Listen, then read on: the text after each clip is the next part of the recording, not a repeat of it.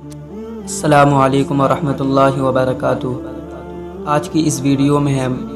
یوم عاشوراء سے متعلق دارالعلوم دیوبند کا فتویٰ دیکھیں گے۔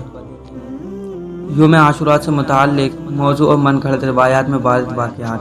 اس دن آسمان کا پیدا کیا جانا، زمین کی پیدائش، اس دن پہاڑوں کی پیدائش، اس دن سمندروں کا پیدا کیا جانا، اس دن کرسی کا پیدا کیا جانا، اس دن عرش کی پیدائش، اس دن لوہے کا پیدا کیا جانا،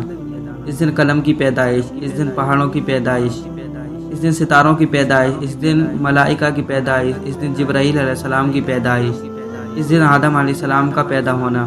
اس دن حوا علیہ السلام کا پیدا ہونا، اس دن جنت کی پیدائش۔ سب سے پہلا دن جو پیدا کیا گیا وہ عاشوراء کا دن تھا۔ پہلی بارش عاشوراء کے دن ہونا، پہلی رحمت جو نازل ہوئی وہ عاشوراء کے دن ہوئی تھی۔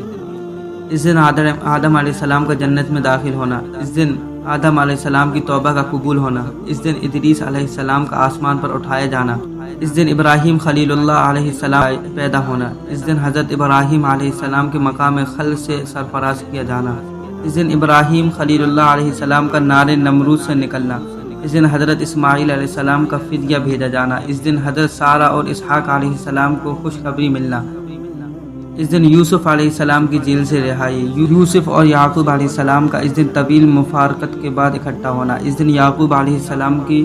بینائی لوٹنا، اس دن داؤد علیہ السلام کی توبہ قبول ہونا، اس دن سلیمان علیہ السلام کی سلطنت کا واپس ملنا، اس دن ایوب علیہ السلام مصائب سے نجات ملنا، عاشوراء کے دن کعبہ کا نزول، اس دن موسیٰ علیہ السلام کا پیدا ہونا، اس دن موسیٰ علیہ السلام کو تورات عطا ہونا، اس دن یونس علیہ السلام کا مچھلی کے پیٹ سے نکلنا، اس دن سلیمان علیہ السلام کو بادشاہت کا ملنا، حضرت عیسیٰ علیہ السلام کا عاشوراء کے دن پیدا ہونا، حضرت عیسیٰ علیہ السلام کا عاشوراء کے دن آسمان پر اٹھایا جانا، انا حضرت صلی اللہ علیہ وسلم کی یوم ولادت ہونا، انا حضرت صلی اللہ علیہ وسلم کے لیے اعلان مغفرت عاشوراء کے دن ہونا، اللہ سبحانہ و تعالیٰ کا اس دن عرش پر مستوی ہونا، قیامت کا اس دن قائم ہونا۔